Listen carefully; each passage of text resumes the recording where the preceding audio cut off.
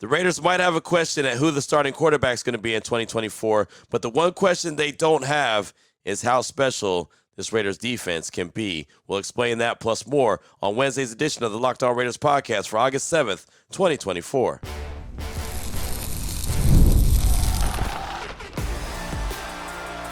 You are Locked On Raiders, your daily Las Vegas Raiders podcast, part of the Locked On Podcast Network, your team every day. And welcome in, Raider Nation, to another edition of the Locked On Raiders podcast. Thank you so much for making the show your first listen of the day. Make sure you subscribe or follow for free on YouTube or wherever you get your podcast to get the latest edition of the show as soon as it becomes available. And as always, you're checking us out on YouTube. You know we appreciate that. The show grows each and every day, and that's because of your efforts, Raider Nation, and because of my man, Ari. Without you, Raider Nation, the show wouldn't be where it's at right now. Over 15,000 subscriptions on YouTube. That's awesome. We appreciate that. And like I said before, my man, Ari, does a great job making sure we're on YouTube, we're looking good, and we're sounding good. He's on Twitter at Ari Produces. You can hit him up. You can check him out. I'm on Twitter as well, at your boy Q254. And if you want to chime in on the show, you want to be a part of it, the Locked On Raider podcast voicemail line is 707-654-4693. We'll get your calls and texts coming up in segment number 3, as we normally do here on the show. Segment number 2, I want to turn my attention to the defense. There's been a lot of conversation about the quarterback position, what they're doing well and what they're not doing well, whatever the case may be when it comes to the offense. I want to focus in on the defense because the defense has been not only a positive for the Raiders at training camp, but it has an opportunity to be very special in 2024. We'll talk about that in segment number 2. Here in segment number 1, news and notes of the day. As I always do, we'll jump right into it after I tell you about the title sponsor of the show, which is LinkedIn Jobs. They help you find the qualified candidate you want to talk to faster. All you got to do is post your job for free at linkedin.com/LockedOnNFL. That's linkedin.com/LockedOnNFL to post your job for free. Terms and conditions apply. So off top, the Raiders made a roster move or two on Tuesday, and they signed wide receiver Dax Milne. Milne played in 28 games, had 2 starts over the last 3 seasons with the Washington Commanders, had 15 total catches, 120 yards, and a TD, spent 2023 on injured reserve after leading the league in 2022 with 40 punt returns, had 311 yards. He also returned 15 kickoffs for 300 yards. He was selected by Washington in the 7th round of the 2021 NFL Draft. In a corresponding transaction, the Raiders waived injured defensive tackle Tamari Fox, who will revert to the reserve injured list should he clear waivers. That's according to the Silver and Black. Now, off top, I'll say this.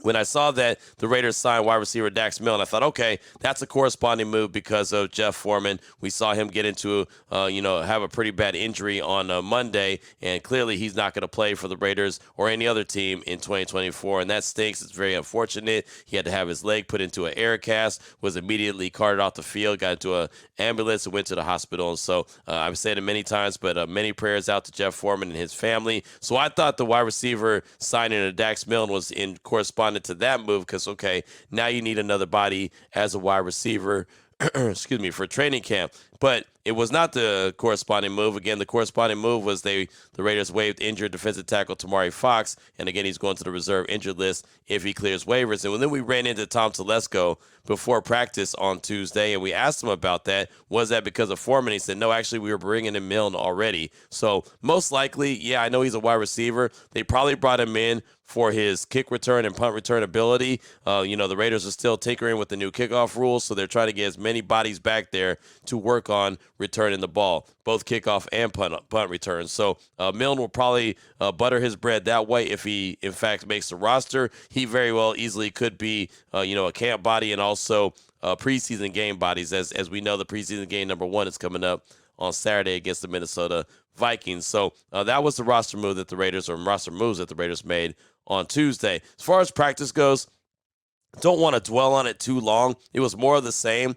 The Raiders, offense wasn't doing enough as far as the quarterbacks protecting the ball, something that both quarterbacks, Aiden O'Connell and Gardner Minshew, talked about following practice, that was one of the biggest keys. They both turned the ball over multiple times on Tuesday, and it wasn't where it needs to be. Right, Jack Jones baited Aiden O'Connell to a really bad pass. He picked it off. Then Gardner Minshew overthrew his intended wide receiver. Jack Jones picked it off. Right, Trayvon Merrick picked off Aiden O'Connell. I mean, there was plays that were just being made. Jack Jones made a really good play on a screen pass where he sniffed it out, diagnosed it, and blew it up before it ever had a chance to get started. I will say, as far as offense goes, that was positive. Zamir White right? I mean, he's got some big shoes to fill now that Josh Jacobs is gone, and he was running. I mean, he was running hard downhill and fast, and he looked quicker to me than I've seen Zamir White in quite a while. I think Alexander Madison plays a really good, Robin role to his Batman. That's a nice 1-2 punch in the backfield. And then, of course, Dylan Lobby, the 6th-round pick out of New Hampshire, I believe he's going to have an opportunity to do something offensively as well. Of course, he's going to butter his bread as well by special teams, and at some point, I think in the season, he'll get an opportunity to do something offensively. But for the most part, the defense did a really good job in practice. The Raiders' offense had moments here and there. Minshew hit Brock Bowers on a touchdown pass. A couple other good plays were made. Minshew's still rolling out using his legs for his benefit. And Aiden O'Connell, whenever he gets time, stands tall in the pocket, delivers the ball strong downfield. So, again, it wasn't a whole lot to harp on when it comes to practice. They got their final practice here in Costa Mesa coming up later on today, starting at 10 o'clock in the morning. We'll talk to AP around 9:20, 9:30, get his thoughts on what he's looking for in his final practice before they break. They have a day, like a team bonding day on Thursday here in Costa Mesa. Then they're going to take off, go back to Henderson, and then, boom, be on their way to Minnesota for the first preseason game of the season against the Vikings. So we'll talk to AP and get his thoughts on what he's looking for here on Wednesday's practice, the final one from Costa Mesa. Also, on Tuesday, as I was, standing on the sidelines and observing all the folks that are coming in and, of course, observing practice. I've been here since the 21st of July, so I've been here from the beginning. It's been a lot of different media outlets that show up. Sirius XM Radio, NFL Network shows up. ESPN has been in the building. CBS Sports has been in the building. Jeremy Fowler, NFL insider from ESPN, he actually showed up on Tuesday as well. Obviously, I have a relationship with him, working on ESPN's game night each and every night there, so I had an opportunity to pull him to the side and did like a 7 or 8 minute conversation, little interview with him, talking all things NFL. But I did want to, let you hear just a couple minutes of the conversation as we started off talking about Raiders training camp. Here it is, myself and Jeremy Fowler from Tuesday, and to Jack Hammond Sports Complex here in Costa Mesa. Yeah, so I think it's going to be one of those situations where those 2 preseason games are big, because right now I don't know if there's a ton of separation. Out here watching, you see Gardner Minshew does Gardner Minshew things, right? He does have that swag. He'll make some timely plays. He can move. I did talk to Antonio Pierce before practice. He told me it is really 50-50, and that both quarterbacks are different styles, right?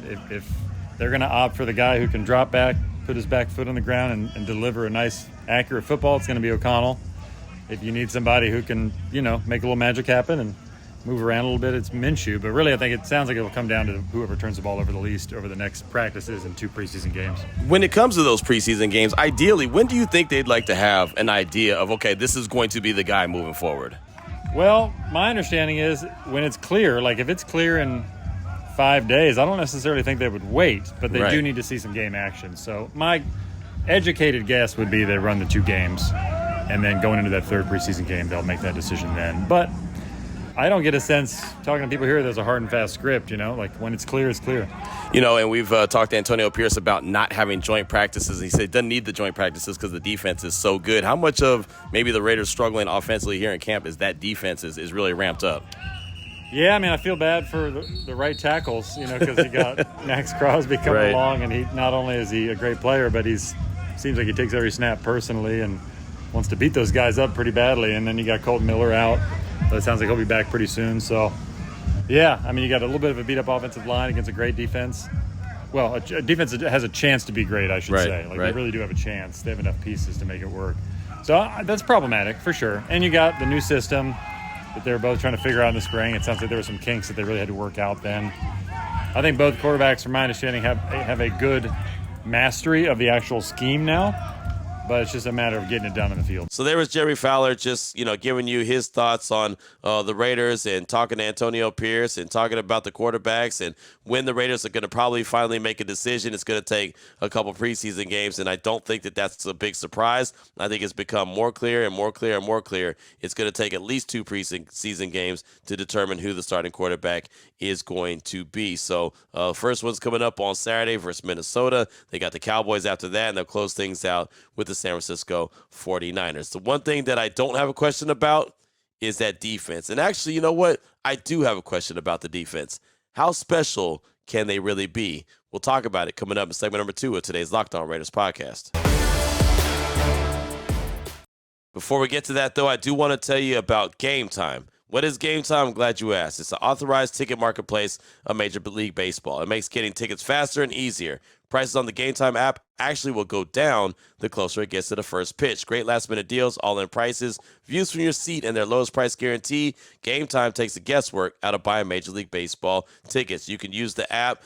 You can check out the flash deals, the zone deals. You can find Major League Baseball tickets. You can find concerts, comedy, theater, whatever the case may be. They've got it all a one-stop shop. Plus, they got the view of the seats, so you can get a panoramic view from your seat in the app before you buy. The lowest price guarantee will credit you 110% of the difference if you find cheaper tickets. Your purchase is always covered with the most flexible customer service policy in the ticket industry. Right now, you need to take the guesswork out of buying Major League Baseball tickets or any other tickets with Game Time. Download the Game Time app, create an account, use promo code LOCKEDONNFL for $20 off your first purchase. Again, terms do apply. Create the account, use the promo code LOCKEDONNFL, LOCKEDON NFL for $20 off. Download Game Time today. Last minute tickets, lowest price guaranteed.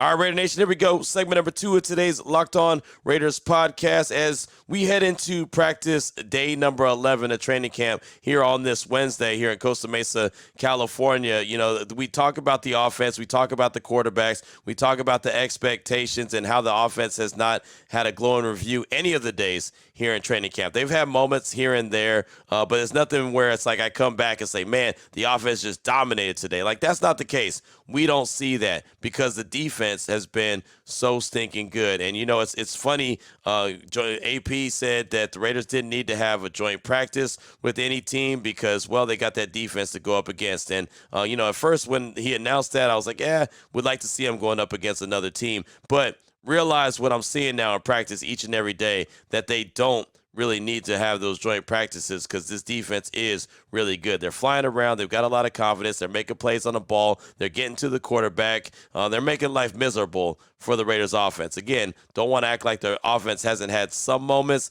but the defense has been dominating ever since training camp has opened up. And as a lifelong Raider fan, look, I just want to see this team dominate. And I'll say this, what I take a lot of pleasure in, even though the team is not exactly where it needs to be, there's questions on the offensive side of things. What I take a lot of pleasure in is the fact that I'm seeing a defense that I've never seen before in the history of me being a Raider fan. Now, granted, I'm only 47, so it's not like I remember all the glory days back in the day. I wasn't sitting in front of the TV watching them win every single Super Bowl that they won, all 3 Lombardis. I didn't see all that, right? I'll be the first one to tell you that. So from the time that I've been watching Raider football, I have not seen a defense that looks like it has the opportunity to be as dominant as this one. Even when I talked to Lincoln Kennedy a week ago, he said, hey, I've been with the organization, around the organization since 95. Never seen a defense like this. I mean, you got guys with, you know, attitude. They're playing with a purpose, from Jack Jones to Nate Hobbs to Jacorian Bennett, right? The guys on the back end like Trayvon Merrick and Marcus Epps. Obviously the guys, the bloodthirsty Pirates, I like to call them, up front, man. Max Crosby, Christian Wilkins. You got John Jenkins. You got Malcolm Kuntz. Tyree Wilson obviously is up there. Adam Butler is up there. Byron Young is up there. That defensive line group is so stinking nasty, right? There's going to be some tough decisions on who's going to make the roster and who isn't. But it's funny just looking at this team each and every day and the confidence that they're going out there and playing with. It got me and Vinny Bonsignore into a conversation on Tuesday about, well, if the defense plays as well as we think it's going to play, and it does look so stinking good, how many points do you realistically believe that the offense needs to get consistently? How much do they need to average to help this Raiders team win? And so that got me really thinking, how many points do they need, right? I mean, look, last year the Raiders offense couldn't get 20 points, and that was a problem. They averaged 19 points a game. I think, just like AP said, you need to get around 24 points, but that might not be realistic, right? Even Vinny Bonsignore told me, he's like, Q, I don't know if they can get to 24 points because we haven't seen them go up against someone else. All we're seeing them go up against is their own defense, and they've been dominant so far. But this defense, it's so funny for me to say that because I've never said this about a Raiders defense before. I really believe they have a chance to be like special, right? And that's different level, not just good, but special. The problem is that even though they're going up against them and they're struggling, they're going to go up against other strong defenses this season. Like the Chargers, week 1, they have a chance to be a really good defense. We know what Jim Harbaugh wants to do. He wants to hang his hat on defense. They've got players on defense. We'll see what happens. But we know for sure week 2, they're going to go up against a team that has really good defense in the Baltimore Ravens, right? They were really good last year. I expect them to still be a really good defense. So that's when it's going to be the first real big test of the Raiders. Can their offense go up against that defense and be better than what we're seeing here in Costa Mesa? That's going to be a big question. But honestly, I'm not, shy to say this. I'm trying to pick my words correctly and wisely. I'm not shy to say this. I think the Raiders defense has a chance to be top 3 in this league, right? I mean, it's one thing to say, oh, they're going to be top 10. They're going to be top 15. Okay, well, that's easy. That's half the league, right? But this defense, I think that they have a chance to be so special. And obviously, this is without me going to all these other camps and seeing the defense. I just see what these guys are cooking up. I see Patrick Graham in year 3 as a defensive coordinator. Obviously, the continuity is there. All these players that they return, and then they add Christian Wilkins in the middle. It just is a recipe for a team to really go out and put the other side of the ball on their back. Not to mention they got edge and they've got some determination from all the headlines that they've been reading. They've been talking about the headlines. They're pissed off. They're angry. They want to fight for AP. They want to fight for Patrick Graham. But most importantly, they want to fight for their guys around each other, the brothers there in the locker room, right? All the players on the field, they're trying to fight for each other, which is another reason I think this trip to Costa Mesa has been very successful. Regardless of what the offense looks like coming out, regardless if AP makes a decision on who the quarterback is going to be starting on Saturday against Minnesota, and that's going to be the starting quarterback for the season, none of that matters. What matters is that these guys have built such a big bond with each other that they're going to go out and they're going to lay it all on the line for each other. And like I said, it's going to be led by the defense. So I just think that they have a chance to be, historically good. One of those that we talk about for quite a bit. Does that mean I know how many wins they're going to get on the season? Of course not. I don't know if that translates to how many wins they're going to get. I've said it so many times that the offense definitely has to complement them. But, I mean, if you lead with those guys, those bloodthirsty Pirates that I like to call them, man, you're definitely going to have a chance each and every time out. I see 17 games that the Raiders have guaranteed this season, and I see like they're going to be in every game of it. I don't think that they're going to get ran out the building in one game. I don't think there's going to be one embarrassing game. Now, there could be. I might come back then and be like, hey, that was a bad one. That was a dud, right? But I just don't expect them to do that. I think the coaching staff is really good. I think that there's some depth, which is very important along this, this Raiders defense. Even the young dudes like a D. Cam Richardson, a 4th-round pick out of Mississippi State. I think he has an opportunity to be pretty special, and there's other young guys. Jacorian Bennett, 2nd-year guy out of Maryland. I think he's going to have an opportunity to be special, right? I mean, we're looking at other guys like Trey Taylor, 7th-round pick out of Air Force. Not saying that he's going to go play right away, but he's got a lot of talent that we can see out there on display. Tommy Eichenberg, the 5th-round pick out of Ohio State, the linebacker who's sitting behind Robert Spillane. He's got an opportunity. So the good thing about the Raiders, they've all of a sudden come into this zone where it's not just one guy here, one guy there, Max Crosby in like one corner that's really good, or Max Crosby in one linebacker that's really good. Now it's Max, Christian, Kuntz, right? John Jenkins, Adam Butler, all those guys really good. You got Jack Jones. Anytime that, he's out there, he's got an opportunity to make a play. He's that good. Nate Hobbs, we know how stinking good he is. JB is coming to his own. But then you've got guys behind JB, like a D-Cam. Even the MJ Devonshire, who was a 7th-round pick out of Pitt, the cornerback, he has an opportunity to be good. Again, those guys, you don't even need to press into action right away. You can give them the opportunity to continue to hone in on their craft and build it up. And so I just see that this Raiders team, this organization is starting to put together the pieces of having some real deal quality depth on the side of the defense. And their starters are almost second to none, right? They're really, really special. I mean, you heard Jeremy Fowler in segment number 1 talking about Max Crosby's taking everything personal. He feels sorry for the right tackle, and he thinks that this defense is going to be really good. Now, like I said, does that mean that they're going to get 9, 10, 11 wins? No, they've got to go out there and earn it. But I'll tell you what, Raider Nation, as much as it may be a little frustrating to hear that the offense isn't doing anything that great, and there's going to be questions at the quarterback position and others, it's exciting and it gets me fired up to think about how special this defense has a chance to be. This defense is going to be the heart and soul of this team. And as I mentioned before, I definitely think they're going to be a top 3 defense, not a top 5, not a top 10, but a top 3 defense in 2024. So that's something to stand up and be proud about. I've had some folks hitting me up. I was like, man, I'm seeing a lot of your videos and texts and tweets out of training camp, and I don't see too much positivity. And I was like, what about all the praise that I have for the defense? That's positive. It's just on the defensive side of the ball, where I'm sure you're probably looking for positivity from the offensive side of things. The defense is killing it. They're doing a hell of a job, and I can't deny that. So that's what I got for you. Be proud about that defense. They have a chance to be really special, historically special, something that most of Raider Nation probably has not seen in a very long time, if ever. I know I haven't seen it ever. Coming up in segment number 3, your calls and texts throughout that Locked On Raider podcast voicemail line, 707-654-4693. Before we get to that, though, let me tell you about the title sponsor of the show, which is LinkedIn Jobs. When you're hiring for small businesses, you want to find quality candidates, quality professionals that are right for the role. That's why you got to check out LinkedIn Jobs. LinkedIn Jobs has the tools to help you find the right professionals for your team faster and for free. And it's not just a job board. LinkedIn helps you hire professionals you can't find anywhere else, even those who aren't actively searching for a new job but might be open for the perfect role. In a given month, over 70% of LinkedIn a qualified candidate within 24 hours. Hire professionals like a professional on LinkedIn. And LinkedIn knows that small businesses are wearing so many hats and might not have the time or resources to hire. LinkedIn constantly finds a way to make the processes easier. They even just launched a feature that helps you write job descriptions, making the process even easier and quicker. 2.5 million small businesses use LinkedIn for hiring. Right now, post your job for free at linkedin.com/LockedOnNFL. That's linkedin.com/LockedOnNFL to post your job for free. Terms and conditions apply. Here we go, Raider Nation. Segment number 3 of today's Locked On Raiders podcast. Your calls and texts throughout that Locked On Raider podcast voicemail line, 707-654-4693. Let's start things off with Dave in Phoenix. He's calling to give his thoughts on the quarterback competition and the fact that he's pretty fired up about the comp, and he's going to tell you why. Here he is, Dave in Phoenix. Hey, Q, it's Dave in Phoenix. Hey, man, it's been a while, but I figured I'd give you a quick call.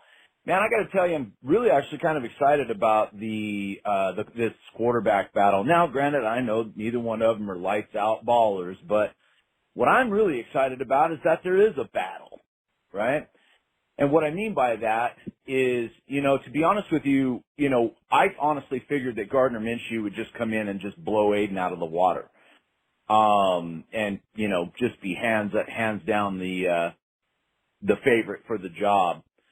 But I'm excited for Aiden as well, right? I'm rooting for both of them, but I'm excited to hear about the progression that Aiden has made. I mean, the guy is only, starting his second year in the league, and Gardner, I mean, although not an elite quarterback, he's shown that he can hold his own. And he's been put in some really crappy situations throughout his career, and has pretty much done pretty well, So, I'm excited to see Aiden's progression where he's at right now. I mean, he was a 4th-round pick? I mean, we weren't expecting for him to play lights out to start out with.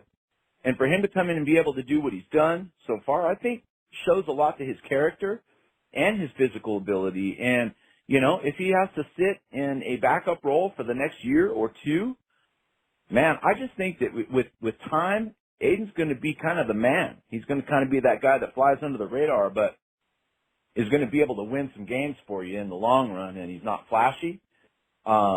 Just puts his nose down and gets to work, man. So I'm excited for all that. Q, I appreciate everything that you do, man. I listen to you every single day. It's the way I start my day. And I just want to say thanks for putting in all the hard work that you do. And talk to you soon, man. Raiders! Dave, thanks so much for the call. Appreciate you. And, you bring up some good points, right? I got to admit, I'm a little disappointed in O'Connell. That has been something I've been pretty consistent with the last couple of days. He, I thought, was going to have a better showing at camp. He still might prove himself during the games, but, again, a little disappointed that O'Connell hasn't had a better showing so far in camp. But you bring up some really good points about the quarterback competition, and obviously only time will tell. So, Dave, thanks so much for that call. We appreciate you. Up next, got a text from Ricardo in El Paso. He says, hey, Q, Ricardo in El Paso, you mentioned that Minshew has looked better or has had some separation over O'Connell, but shouldn't that be the case because of his years of experience? I'm still personally leaning towards Aiden, but it's all about what the coaches see and feels best for the team. Go Raiders. That's from Ricardo in El Paso. And I mean, look, to be a veteran as Gardner Minshew is, yeah, you would think that he would have a better opportunity. But I also would think that Aiden O'Connell already has a lot of good relationships with players on the team, right? He's been around the organization. He went through hell and high water to help them win games last season. You would think now it's a little bit calmer, right? He's got the confidence of his head coach in AP. He's got the confidence of the rest of the coaches around him that you would think that he would slide in and be a little bit more comfortable. But he's just been inconsistent. I mean, that's just the biggest thing. And really, to be honest, both quarterbacks have been inconsistent. On Tuesday, Monday, there was nothing changed as far as, who separated themselves. Minshew went into Monday with a slight lead. He left Monday with a slight lead. Tuesday, both guys were erratic. Both guys were kind of all over the place, turned the ball over. So, again, obviously, ball security is going to be a huge issue.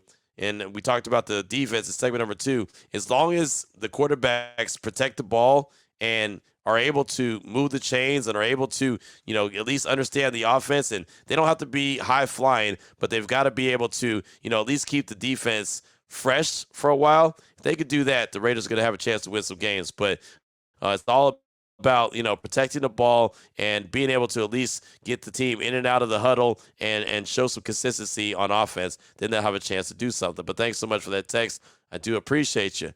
Up next, got a call from Jacob in Hanford. He's calling to talk about AP getting on the defense when they weren't living up to the billing in practice, something I talked about the other day. Here's Jacob in Hanford. What's up, Q? This is Jacob from Hanford. I'm listening to your show on Tuesday night, and you're talking about AP and how he's been getting on the team. You mentioned the defense specifically, but he just saw, that the team was getting a little lackadaisical, and, they wanted to give him a kick in the pants. And I'm loving hearing that, but I'm thinking back and I'm wondering, is this news? Is this something that we didn't see with Coach McDaniels? And I know it's a complete different thing. Like, the players, they respect AP and they're going to take it differently than they would have with McDaniels. But in your estimation, is this the language that he's using with the team to kind of, put them back in their place or, keep it real to get them back on path? Is it worse than it was with Josh McDaniels? I guess worse isn't the right word. Is he more harsh? Is he more laid back? Or is he, is the language in itself, is it something new? Is it something that we didn't see from previous coaches? I guess is the more clear question. Did we see this with the other coaches? I don't know if you were here when Gruden was here. But did you see this under Bisaccia? Did you see this under Gruden? Were they using that same kind of, speech? Were they using the same kind of lingo as AP's using? All right, Q. I appreciate everything you do. You take it easy. Go Raiders. Jacob, thanks for the call. I appreciate you. Right? He's going to let you talk your talk, but when you aren't performing like he wants you to perform, he's going to let you know about it, right? Just like Marcus Peters when he got on him last year when he wasn't tackling. He was like, hey, you're not doing your job. He's going to hold you accountable. He's tough, but he's fair. So when they say he's like, oh, he's a player's coach, he doesn't let the players do whatever he wants them to do, but he expects them to, when he needs them to do their job, go do their job. He's not going to hover over them, not going to micromanage them, but he's going to hold them accountable. And that's what he was doing when he was getting on them the other day. Hell, he got on the team on defense on Tuesday. He got on them, right? I mean, they weren't running to the ball, and hey, if you don't want to run to the ball, then get out. Right? If your legs are too heavy, if you're all of a sudden not feeling it, you're just going through the motions, then you're wasting time. Get up out of here. And, of course, nobody left the field. So, I mean, he's definitely going to make sure that you're held accountable. To me, he's more Gruden 1.0 than, obviously he's nothing close to Josh McDaniels, and he's not close to Gruden 2.0. Rich Bisaccia was a different dude, but similar to the style, he had that energy, he had that fire like Gruden did the first time when he was the head coach. And, obviously he was the specialist on the offensive side of things, where AP is a specialist on the defensive side of things. Like, that's the only difference I see in Gruden 1.0 and Antonio Pierce. I mean, they both have qualities that you definitely can appreciate. We saw how successful the Raiders were under Gruden the first time, which is what made me excited that he was coming back the second time. But thanks so much for your call. I appreciate you. Up next, got a text from Jay in New York, Syracuse, New York. As a matter of fact, it's really short. He said, Q, Mumford splitting reps with DJ Glaze sounds like more like a Coachella lineup than a right tackle battle. I don't think I've ever been so excited for the preseason. That's Jay in Syracuse, New York, and thanks so much. And yeah, DJ Glaze is doing his thing, man. He really caught a lot of people's attention when he went in for Thayer Mumford because he had to when Thayer hurt his hand. Mumford obviously returned because he knew, hey, look, when I'm not out there, someone else is getting my reps. We've seen Mumford lined up at the left tackle spot. We've seen Glaze at the right tackle spot. We've seen him split reps.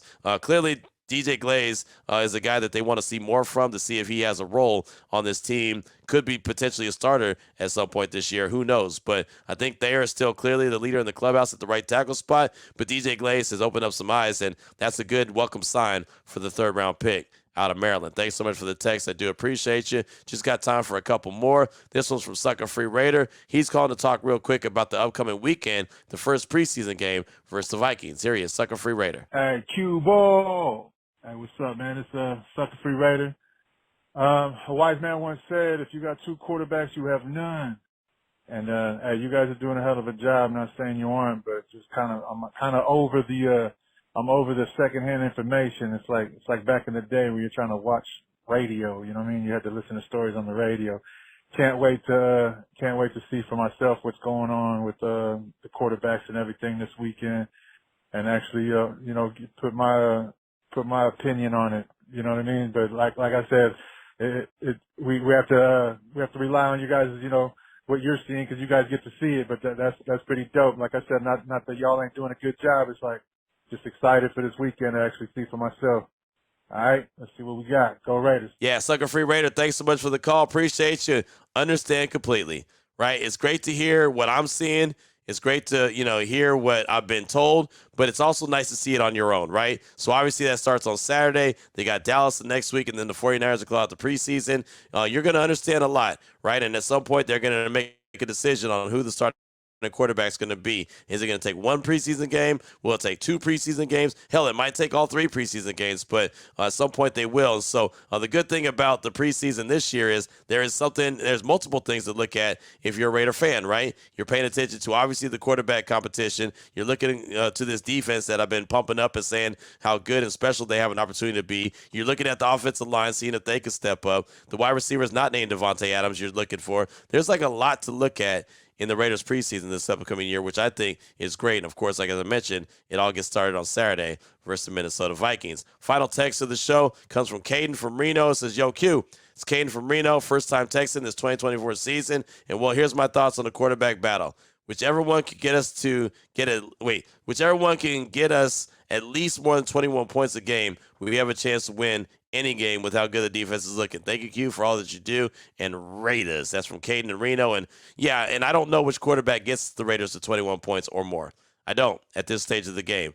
It looks like it could be Minshew, but, as much as he's, a gamer, he's mobile, he'll also throw some balls that are like, what in the hell was that? And then Aiden O'Connell, of course, he's standing in the pocket. And if he gets protection, great, right? He could deliver the ball down the field. He's got a strong, accurate arm.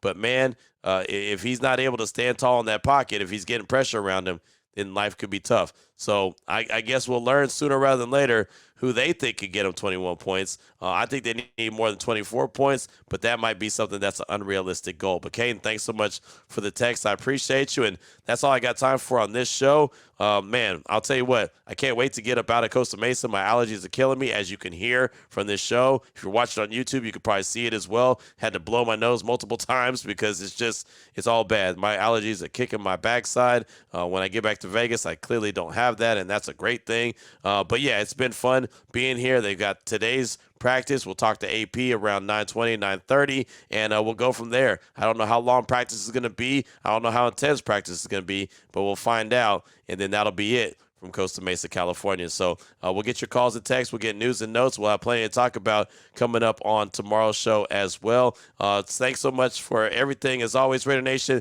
again, the Locked On Raider Podcast YouTube page is incredible. Over 15,000 subscriptions, and we definitely appreciate you. So till tomorrow, Raider Nation, take care of yourself, take care of your family, love on your family. Most importantly, as always, just win, baby.